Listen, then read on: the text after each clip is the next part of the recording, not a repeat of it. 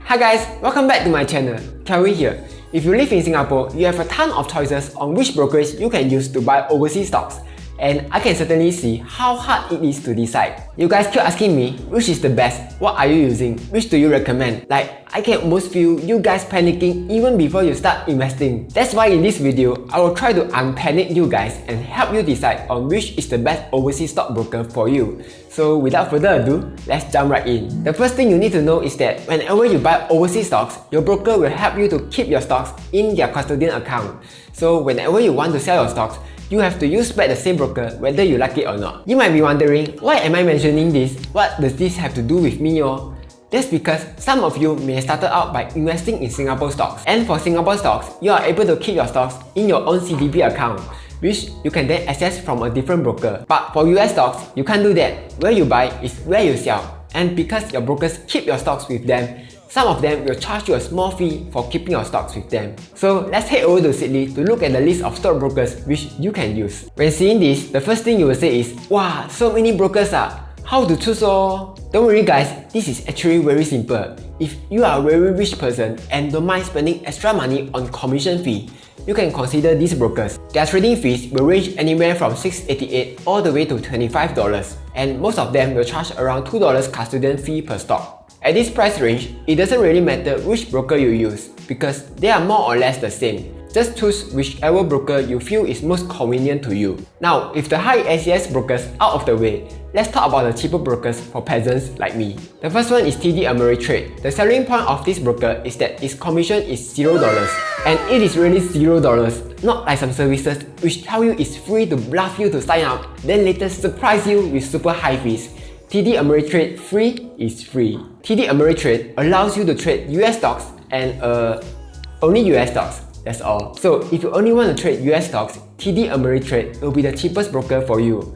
But take note that right now, their account approval process is super long. It took me around 6 to 8 weeks just to get approved. So if you want to use TD Ameritrade, you better go sign up quickly. The second broker is Tiger Brokers. This is also another super cheap broker. Like, so cheap until I don't know how are they paying their employees. Maybe they pay their employees with exposure? Just kidding, Tiger Brokers. Don't ban me please. Anyway, they only charge a minimum of $1.99 USD with 1 cent per share. They also allow you to buy stocks from Hong Kong, Singapore, China and Australia. However, my biggest issue with them is that they do not have access to London Stock Exchange, which is bad if you needed to buy Ireland to Domicile ETFs. The other bad point is, I don't know if it's considered a bad point or not, is that it is a China company. And I understand that some people are scared of China companies, especially when you are parking a huge amount of your wealth with them. But personally, I wouldn't worry too much because first, it is MAS regulated, and second, they store your investments with another custodian bank or brokerage firm. So even if they went bankrupt or 照料, your investments are still safe. The third broker is MooMoo. They just arrived in Singapore, so welcome to Singapore. Their pricing is super similar to Tiger Brokers. For US stocks, they charge $0.0049 per share with a minimum of 99 cents. They also charge a platform fee of $0.005 per share with minimum $1. So effectively, the minimum is $1.99, exactly the same as Tiger Brokers. I'll be reviewing MooMoo Brokers soon, so stay tuned.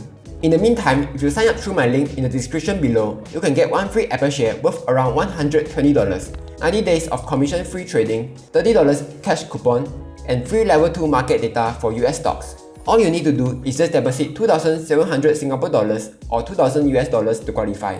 Next, you have Saxo. It is slightly more expensive at $4 minimum for US stocks.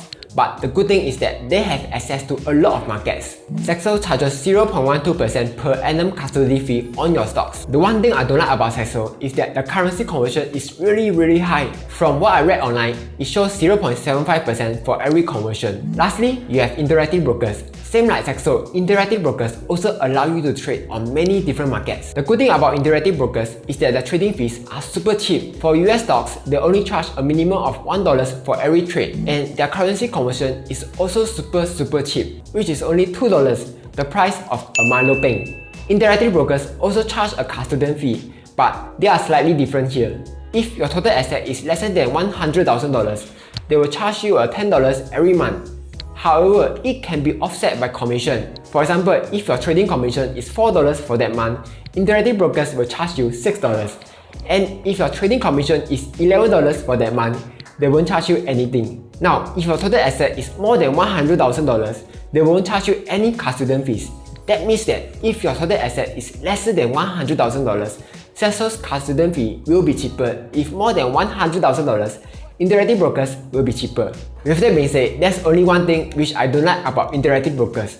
Their UI is really clunky, and I'm saying that as a programmer who is used to bad UI myself. Sometimes when I click a button in interactive brokers, there will be like a 5-second lag before anything happens. Or sometimes when I open the website, it doesn't show any data. Like I will see my portfolio is blank and have a mini heart attack. But recently, these issues doesn't happen as often as last time. And if you can get used to it, interactive brokers is really cheap to use. So that's all for the comparison of the stockbrokers.